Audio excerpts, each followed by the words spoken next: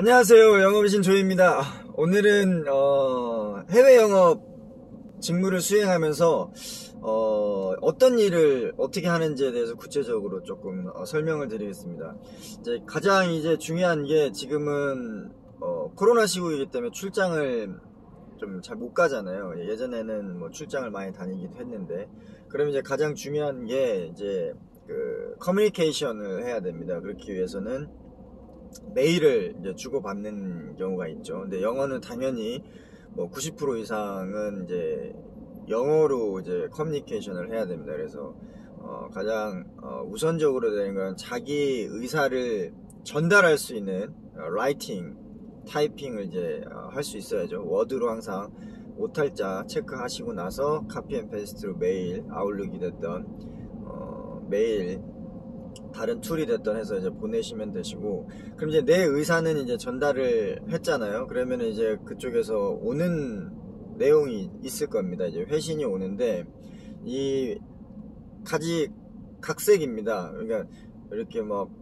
굉장히 그 장문으로 이렇게 뭐 문학적으로 오는 회신을 하는 사람도 있고, 굉장히 매뉴얼처럼 정형화돼서 이렇게 드라이하게 간략하게 정리돼서 오는 메일이 있습니다. 그래서 어느 나라가 어떻다 이렇게 얘기하기보다는 각자 그 파트너들의 그런 성향이 있습니다. 우리나라 그 사람들도 일할 때 메일 쓸 때 한국 사람이라고 해서 이렇게 쓴다라는 게 없잖아요. 그래서 이렇게 자기 성향에 따라서 길게 쓰는 사람, 장문으로 쓰는 사람이 있고, 아니면 간략하게 축약해서 쓰는 사람이 있잖아요. 그래서 그렇게 생각하시면 되시고, 메일은 어느 정도 오냐면 보통 비수기에는 한 10건에서 20건 정도 오는데, 이제 성수기 프로모션 한참 진행하고 할 때는 적게는 한 100개, 많게는 한 300개 이렇게 메일이 옵니다. 그래서 영어를 잘 못하더라도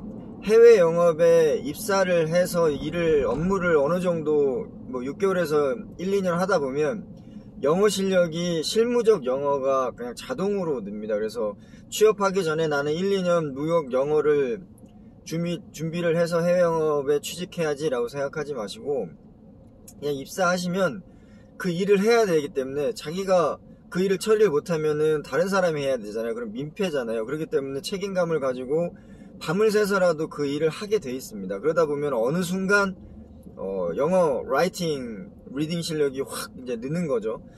그렇게 되고, 이제 메일 코레스는 이제 그렇게 진행을 하시면 되고, 그 다음에 또 중요한 게 메일로는 이제 전달되기 어려운 부분이 있습니다. 이제 인간은 이제 모두 이제 욕구 표현을 이제 요구사항으로 이제 진행을 하는데, 그거는 이제 메일로 형식화돼서 나갈 때는 숨은 욕구를 이렇게 파악하기가 힘듭니다. 메일 받았을 때. 그렇기 때문에 요구사항만 해석을 하게 되게 되면 진정 바이어나 고객이 원하는 니즈, desire, demand를 파악하기가 굉장히 구분하기가 어려운 경우가 많습니다. 그렇기 때문에 얼굴 표정을 본다든지 목소리 톤을 본다든지 분위기를 본다든지 눈빛을 본다든지 이런 것들이 필요한데, 그런 거는 이제 줌이라든지 스카이프나 뭐 왓츠앱이라든지 이런 화상 커뮤니케이션 툴을 이제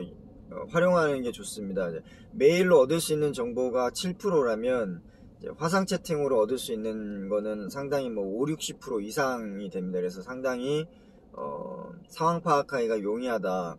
근데 이제 화상 채팅을 하게 되면 이제 주의사항이 자료를 준비를 꼼꼼히 해야 됩니다. 그렇지 않으면 말을 못하게 되죠. 그러니까 말을 영어로 해야 되는데 스피킹이 안 되는 거죠. 난 라이팅은 자신 있어요, 리스닝은 좀 그런데 그래도 리딩은 돼요, 이런 사람들이 있고, 라이팅하고 리딩이 조금 약한데 스피킹하고 리스닝이 잘 되는 사람이 있습니다. 근데 화상 채팅에서는 당연히 이제 자기 의사를 표현해야 되기 때문에 스피킹은 기본적으로 해야 되는 것이고, 그리고 이제 제일 중요한 게 리스닝입니다. 이제 나중에 코로나 시국이 어느 정도 위드 코로나로 이제 돼서 이제 출장도 이제 다닐 거 아니에요. 그래서 진행하다 보면 그 사람이 한 얘기를 정확히 내가 받아들여야 됩니다. 정보를 얻어야 됩니다. 그렇지 않으면 다른 얘기를 하게 되는 거죠. 그래서 내가 들은 리스닝이 잘 되지 않을 경우에는 엉뚱한 스피킹을 하는 거죠. 스피킹 능력이 아무리 뛰어나다고 하더라도 리스닝이 오류가 생겨버리면 스피킹에도 이제 잘못된 말이 나가는 거기 때문에 화상 채팅 또는 현장 출장 가서 미팅을 할 경우에는 중요한 게 리스닝이다. 그리고 스피킹 같은 경우는 어차피 그 화상 채팅 회의에 아젠다가 있을 거 아니에요. 그래서 그 안건을 미리 정리를 해서 내가 그 사람에게 내 것이 필요한 설득사항에 대해서는 이미 어느 정도 정리가 돼 있습니다. 그래서 그런 것들은 이제 보고 읽어도 됩니다. 바닥에 놓고. 그렇기 때문에 상관이 없는데, 그 사람이 그거를 듣고 이제 카운트를 날릴 거 아니에요. 그때 정확하게 이해를 해야지 그거를 이제 저희가 수용할 수 있는 선과 수용할 수 없는 선을 구분해 가지고 유관 부서하고 이제 협의를 해 가지고 이제 저희가 솔루션을 줄 수 있는 거죠. 그렇기 때문에 화상 채팅에서는 중요하다. 근데 이제 처음 부담이 많이 되잖아요. 그래서 그 화상 채팅 같은 경우는 취직하시게 되면 바로 혼자 시키지는 않습니다. 그래서 사수를 붙여준다던가 아니면 팀장님이 같이 입회해서 먼저 진행을 하라고 하는 경우도 있고, 아니면 가이드를 먼저 하고 지켜보라고 하시는 분도 있고, 아니면은 이제 먼저 하라고 하다가 막히면은 중간에 이제 서포트 해주는 경우가 있습니다. 그래서 너무 그렇게 그런 것들이 부담스러워서 해외 영업 선택하는 데 있어서 고민을 하지 않았으면 좋겠습니다.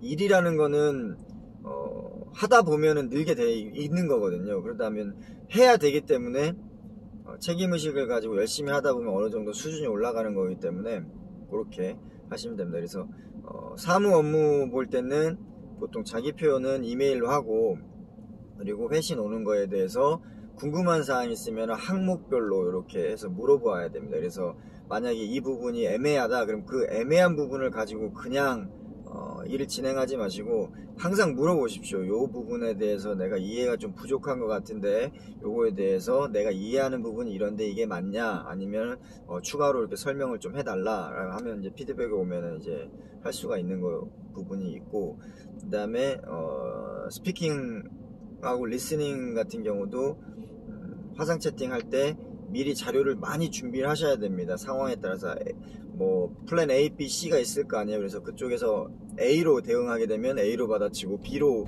대응하면 B로 받아치고, 그래서 그걸 준비를 해가지고 바로바로 효율적으로 할 수 있도록, 그리고 연습을 많이 하셔야 됩니다. 집에서 뭐 아내분이 됐든 자녀분이 됐든 아니면 부모님들 앞에서 스피킹 연습을 많이 하시고, 그 다음에 리스닝 같은 경우는 중요한 게 녹음을 하셔도 됩니다. 그래서 녹음해가지고 혹시 놓치는 부분이 있을 수도 있으니까, 특히 이제 출장 가서 보고할 때 이제 본사에 이제 보고를 해야 되잖아요. 그때 이제 중요한 게 잘 해야 되는데 기억이 다 나진 않습니다. 그래서 메모하는 것도 한계가 있고, 그래서 녹음을 하면은 이제 호텔 들어가서 또는 이제 일 보고 정리할 때 들으면서 이렇게 꼼꼼히 하시면 됩니다. 그래서 오늘은 해외 영업하면서 영업사원이 어떻게 코레스 서면으로 이메일로 일을 하는지, 그리고 화상회의 또는 현지 출장에서는 스피킹, 리스닝 어떻게 해야 되는지에 대해서 자세히 알아봤습니다.